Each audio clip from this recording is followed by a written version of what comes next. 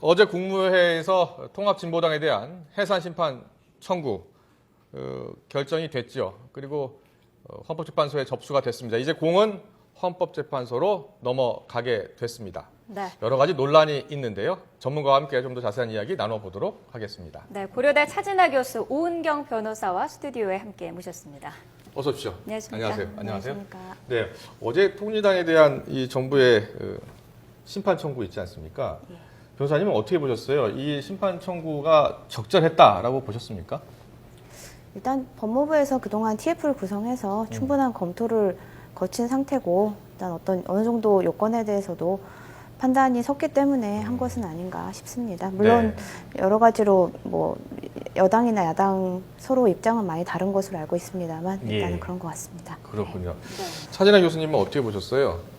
예, 이거는 이제 두 가지 측면에서 나눠볼 수 있는데요. 네. 첫 번째는 이제 해산 요건이 갖춰졌느냐에 대한 판단이 있을 것이고, 두 번째는 이제 그 갖춰졌다고 하더라도 꼭 그 제소를 해야 할 필요성이 있겠는가 하는 어떤 그 파급효, 정치적 파급효의 문제를 질문하시는 것 같은데, 이제 후자에 대해서는 논란이 굉장히 많이 있고 전자에 대해서는 이제 얼마나 이 해산 요건이 충족되었는지에 대한 충분한 증거가 확보되었고 그것이 이제 헌법재판소에서 인정이 될 것인가에 달려 있는 거 아닌가 그렇겠죠. 이렇게 예. 생각이 됩니다.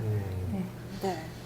자, 법무부가 그 당 전체가 종북이다라고 밝혔는데 정당의 목적과 활동이 민주적 기본 질서에 위배된다는 판단을 한 건데 그 판단은 어느 부분에서 했다고 보십니까? 예, 그러니까 이제 목적과 활동 전부 다 그 민주적 기본 질서에 위배된다고 판단을 한 것은 이제 세 가지 측면에서 아마 나누어 볼 수 있을 것 같습니다. 네. 그래서 법무부 주장에 따르면 첫 번째 그 목적 부분에서 이 통진당이 북한식 사회주의를 추구하고 있고 이것이 북한의 어떤 그 대남 혁명 전략하고 유사하다 이렇게 판단하고 있는 것으로 보입니다. 네. 두 번째는 이석기 의원의 내란 음모 사건을 계기로 해서 이석기 의원 개인뿐만 아니라 그 아로 조직 그리고 이제 범경기 동부 연합 이러한 것이 그 진보당의 그 하부 조직으로서 이 어떤 그 북남한을 전복하고 이 북한과 연계해서 활동했다라고 이제 판단하고 있는 것으로 보입니다.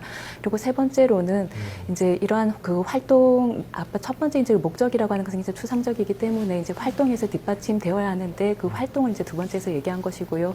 그리고 그 활동을 또 뒷받침하는 것으로서 그 진보당의 인적 구성과 관련해서 이 아로의 한 80% 정도가 이제 그 진보당 당원이라고 주장을 하고 있고 그리고 이제 진보당의 그 의원들과 주요 간부들이 과거에 이제 국가보안법 그 전과가 있는데 이것이 이제 북한과 연계된 것이라고 판단하고 있는 것 같습니다. 그렇군요. 그게 이제 쟁점이 될 것 같고 그게 얼마 정도 이게 증거 능력을 갖추느냐도 상당히 중요할 것 같고요. 그리고 오 변호사님, 그 정당이 헌법의 민주적 기본 질서에 위배됐다. 그러니까 좀 쉽게 표현하면 우리 국민들의 안위를 지켜야 할 정당이 우리 국민들의 재산과 안위를 지켜줄 수 없는 일을 하고 있다. 이렇게 그냥 쉽게 좀 풀어서 할 수 있을 것 같은데요. 과거에 이렇게 해산 청구가 된 사례가 없었죠? 예, 과거에 한 번도 없었습니다. 다만 예전에 1공화국 때 진보당 사건이 있었어서 그때는 헌법에 의해서 지금처럼 해산 신청이 들어간 게 아니고 그냥 정부가 결정을 해서 해산했던 경우니까 이번과는 좀 사안이 다른 것 같습니다. 그렇죠. 그게 이제 1958년인가요? 한 60년대 됐었던 것 같은데, 그렇죠? 예. 그때는 이제 이 헌법에 따라서 정당을 해산 청구하는 게 1962년에 만들어졌으니까요. 예, 그 그렇죠. 전에는 있었고 예. 그 이후에는 지금 첫 사례라는 말씀이시고요. 예. 자, 차 교수님, 앞으로 이제 헌법재판소에서 사건의 심리를 하게 되는데 헌법재판소는 어떤 과정을 거치게 됩니까? 그러니까 이제 헌법소송이 일반 절차대로 진행을 하게 되는데요. 네. 특히 이제 여기서는 구두 변론을 반드시 거쳐야 된다는 거죠. 구두 변론이 있군요. 예, 그래서 그 정당 해산 심판 같은 경우에는 반드시 구두 변론을 거쳐야 하도록 되어 있고요. 그리고 구두 변론을 거치는 중간 중간에 아마 증거 조사, 그러니까 증인 신문이라든지 감정이라든지 검증이라든지 이러한 증거 조사를 할 수가 있고, 그리고 이제 관계 기관 간의 사실 조회라든지 하는 그러한 것들을 아마 진행을 하게 될 것 같습니다. 네. 그리고 이제 이러한 과정을 거쳐서 증거와 반대 증거 그리고 이제 구두 변론에서 주장과 반박을 해서 예. 변론을 종결한 뒤에 이제 결정을 내리게 되는데 만약에 해산 결정을 내리려고 한다면 심리에 관여한 재판관 6인 이상의 찬성이 필요합니다. 그렇죠. 네. 9명의 재판관 가운데 6인 이상이 찬성을 해야 되죠. 보통 사안은 과반이죠. 아닙니다. 지금 현재 5가지 헌법소송 유형 중에서 권한쟁의 심판만 그 과반수고요. 아, 그렇군요. 다른 헌법소송은 다 6인 이상의 찬성이 필요합니다. 예. 네. 알겠습니다. 이 절차에 대해서 알아봤고요. 저 변호사님, 그 헌법재판소가 이거 180일 이내에 결정을 내려야 한다는데 맞습니까? 예, 헌법재판소 법에 그런 규정은 있는데요. 이것은 훈시 규정이라고 해서 꼭 지켜야 하는 강제력이 있는 규정은 아닙니다. 아, 그렇군요. 예. 그래서 180일 이내에 하면 좋겠다. 왜냐하면 신속한 재판도 중요한 가치다 보니까 그런 규정은 있지만 이 사건처럼 이렇게 중요한 사건이면 좀 더 올해 충분히 심리를 해야 되겠죠. 그래서 예. 충분히 심리하다 보면 내년 5월은 넘어갈 수도 있지 않을까 이런 생각을 하고 있습니다. 네. 앞서 그 이석기 의원의 내라는 뭐 사건 공판 말씀도 하셨는데 이게 좀 영향을 많이 미칠 것 같지는 않을까 싶은데요. 네, 물론 이제 일정 부분 영향을 미친다고 볼 수 있습니다. 그것은 이제 이석기 내란 음모 사건이 그것이 그 이석기 의원 개인의 일탈 행위이냐 아니면은 진보당의 어떤 과 연계해서 진보당의 조직적인 활동으로 볼 수 있을 것이냐와 관련해서 중요한데요. 네. 만약에 그 이석기 의원 공판에서 그것이 이석기 의원 개인의 어떤 일탈 행위다 이렇게만 만약 판단이 되면 진보당과는 관계 없는 것으로 이렇게 해서 진보당 해상과는 관계가 없는 것이 될 것입니다. 그런데 만약에 예. 그 아로의 실체가 밝혀지고 그리고 이제 이것이 진보당의 하부 조직으로서 실제로 만약에 그 진보당의 중심적인 활동으로 인정이 된다고 그러면 정당 해산의 요건 인정과 관련해서 중요한 계기가 될 수가 있겠습니다. 예. 네. 오 변호사님, 그 헌법소원이라든지요, 그 위헌 법률은 보통 서류 심리를 하잖아요. 그런데 이번에는 이제 변론이 필요하고 또 헌법재판소에서 공개 변론을 그 만인에게 다 공개한다고 그러더라고요. 이제 일단 원래 변론은 재판도 그러니까 그 법원에서도 그런데 공개가 원칙인 것이고요. 그래서 그 원칙에 따라서 공개 변론을 하겠다라는 취지인 거고 또 이번처럼 국민적인 관심사가 큰 사안인데 당연히 공개 변론을 하는 것이 맞다고 보입니다. 또 구두 변론 부분은 아까 차진아 교수님께서 말씀하셨듯이 원래는 이제 다른 경우에는 이제 서면 심리로 대체를 할 수가 있습니다. 근데 정당 해산 심판은 그런 대체가 안 되고 오로지 구두 변론에 의해서만 하도록 되어 있습니다. 네. 자, 여당이 어제 이번 일과 관련해서 뭐 당연한 일이다 이러면서 조속한 심사를 요청을 했고 그 통합진보당은 진보에 대한 탄압이다라고 반응을 했는데요. 자, 헌재가 이번 사건을 앞으로 심리할 때 쟁점이 될 부분들은 어떤 것들이 있을까요? 예, 일단은 이제 헌법재판소도 헌법을 기준으로 판단한 사법기관이기 때문에 이러한 위헌정당 해산 요건인 목적과 활동이 민주적 기본질서에 위배되었느냐, 요건 충족 여부에 대한 판단이 이제 가장 큰 쟁점이 될 것이고요.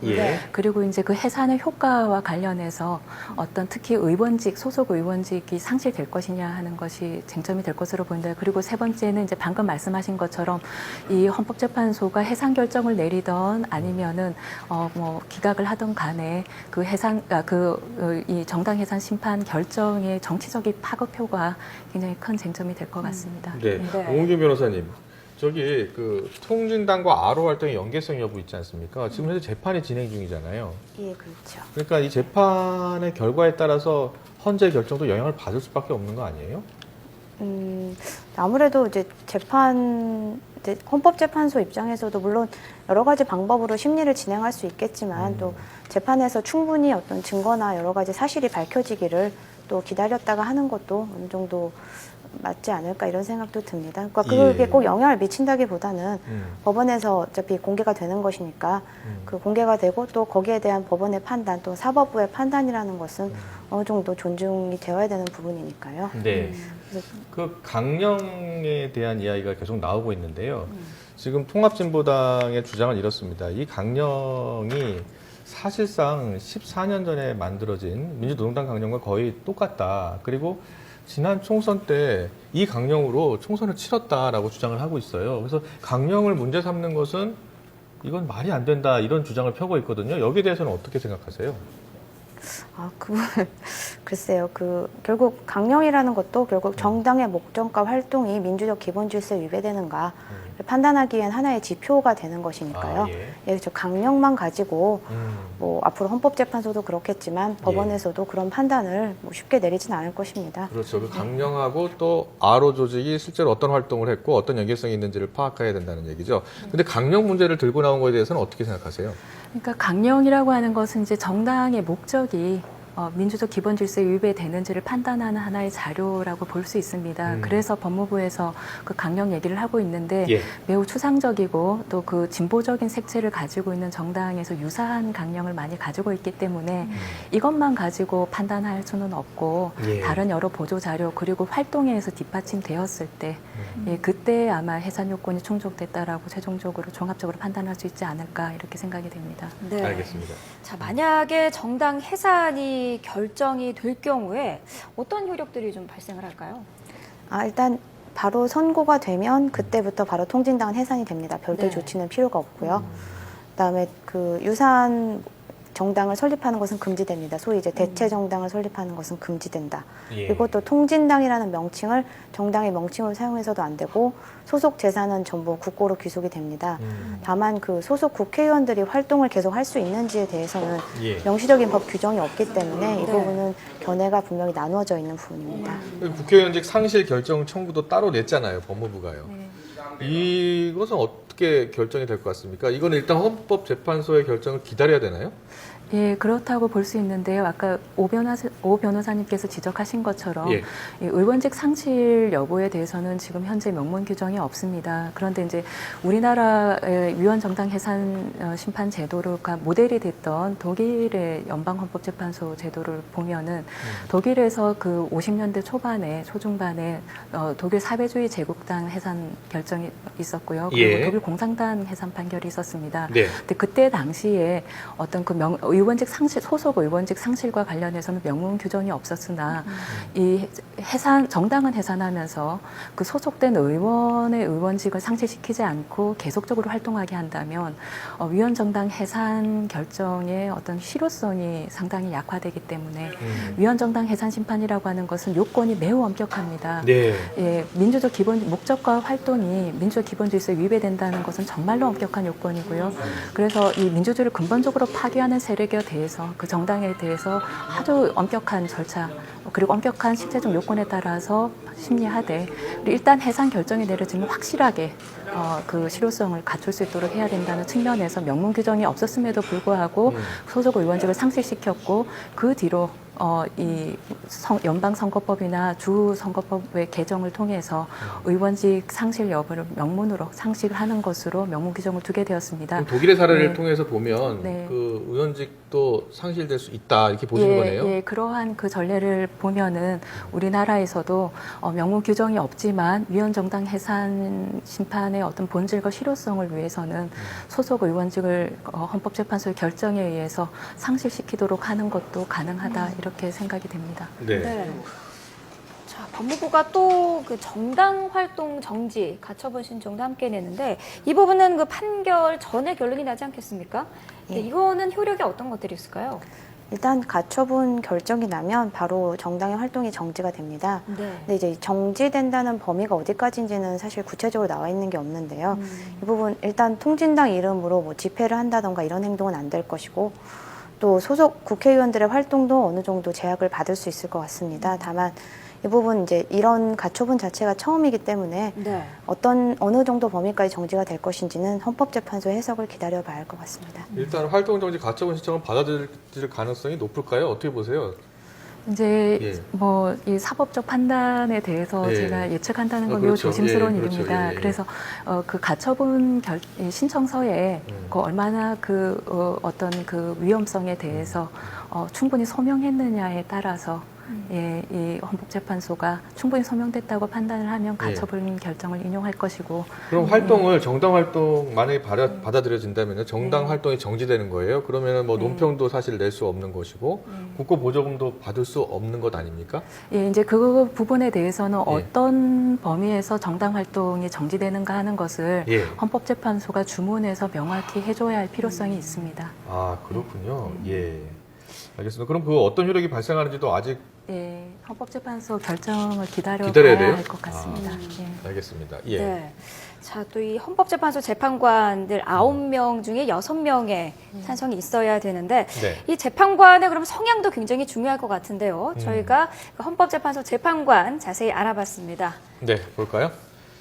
네, 이제 해산이냐 존속이냐 이 통합진보의 운명이 바로 이 헌법재판소 재판관들의 판단에 달려있게 됐는데요. 네. 헌법재판소 재판관 9명 가운데 6명은 대통령과 대법원장이 각각 3명씩 지명을 하고요. 나머지 3명 가운데 2명은 여당과 야당이 1명씩 추천을 하고 남은 1명은 여야 합의로 뽑게 됩니다. 누가 인사권을 행사했느냐에 따라 정치적 성향이 다를 수 있다는 분석이 나올 수 있습니다. 네. 자, 현재 재판관 구성을 살펴보도록 하겠습니다. 박근혜 대통령, 이명박 전 대통령과 새누리당을 통해 재판관이 된 사람은 박한철 헌법재판소장을 포함해 4명입니다. 보수 성향으로 평가되는 양승태 대법원장이 지명한 재판관이 2명이고요. 반면에 민주당과 상대적으로 진보 성향인 것으로 알려진 이용훈 전 대법원장을 통해 재판관이 된 사람이 2명입니다. 여기에 여야 합의로 추천된 강일원 재판관까지 모두 9명이 통합진보당의 운명을 손에 쥐고 있습니다. 네, 자, 재판관의 정치적 성향이 인사권자와 크게 다르지 않다고 가정할 때 전체적으로는 보수 성향이 우세하다는 분석이 있습니다. 자, 지금 그래프를 보시면 6대 2대 1로 나오고 있죠. 자, 하지만 통합진보당 해산의 심판의 결론을 예단할 수는 없습니다. 전례가 없는 사안인데다가 헌법재판소의 결정에 따른 파장이 워낙 커서 재판관들의 결정이 엇갈릴 수도 있기 때문인데요. 결국 현재 재판관들의 결론은 통진당의 목적과 활동이 우리 헌법의 민주적 기본 질서를 위배했는지에 대한 치열한 법리 검토 끝에 도출될 것이라는 관측이 많습니다. 네. 일단 가장 큰 관심이 통합진보당의 해산 청구에 대해서 헌법재판소가 어떤 결정을 내릴지 여부가 가장 주목이 되기 때문에 네. 저희가 이제 분석을 해봤는데 이 법조인들은 어떤 생각을 하고 있는지 들어보도록 하겠습니다. 차 교수님은 어떻게 보세요? 이런 어떤 성향 분류가 어떤 헌법재판소의 결정에 영향을 줄까요? 어떻게 보세요? 저는 그렇지 않다고 그렇지 생각합니다. 않다. 예. 왜냐하면 헌법재판소도 앞서 말씀드린 것처럼 헌법을 기준으로 이 판단하는 사법기관입니다. 그래서 중요한 것은 정당 해산 심판의 요건인 그 목적이나 활동이 민족 기본 질서에 위배되었는지 여부에 대한 주장을 충분히 뒷받침할 수 있는 증거가 있는지, 예. 그리고 그 반대 증거를 충분히 반박할 수 있도록 충분히 입증되었는지가 중요하고요. 그래서 그렇게 입증되었다라고 판단이 되면 해산 결정을 하게 될 것이고, 그렇지 않다 그러면 기각을 하게 될 것입니다. 그래서 얼마만큼 이 헌법재판소에서 앞서 그 법무부가 제소한 여러 사유들을 뒷받침할 수 있는 증거를 충분히 제출하느냐 하고 설득하느냐, 이것에 달려 있다고 생각합니다. 네. 오 변호사님도 그 같은 법조인들끼리 이야기 많이 해보셨죠? 예. 어제요. 예. 네. 자, 어떻습니까? 이런 어떤 그 임명권자라든지 이런 성향이 재판의 결정을 좀 영향을 미칠까요? 일단 미국 같은 경우에는 대법관들의 성향이 상당히 영향을 미친다라고 저희가 이제 잘 알고 있는데요. 우리나라는 그 정도로 어떤 정치적 성향 영향을 많이 받지는 않는 것 같습니다. 예. 다만 사람인 이상해야 본인의 가치관에 영향을 안 받을 수는 없겠죠. 그렇지만 이런 사건처럼 이렇게 중요한 판단을 해야 되는 경우에 예. 민주적 기본 질서의 내용이 무엇인가, 그럼 국민적 합의가 어디까지가 국민적 합의인가, 정당 활동을 어디까지 제한해야 할 것인가, 이런 중요한 부분에 있어서 헌법재판소가 그렇게 그 개개인의 가치관만으로 판단을 할 것이다, 이렇게는 생각되지는 않습니다. 그렇군요. 네. 네. 사실 엄연히 우리 개인의 이제 자유가 있고 정당 활동의 자유도 있기 때문에 과연 이 자유의 범위를 어디까지 정할 것이냐도 이제 헌법재판소가 판단에 대해 기준이 될 것 같습니다. 네, 통합진보당 해산심판 청구 관련해서는 여기까지 토론을 하기로 하고요.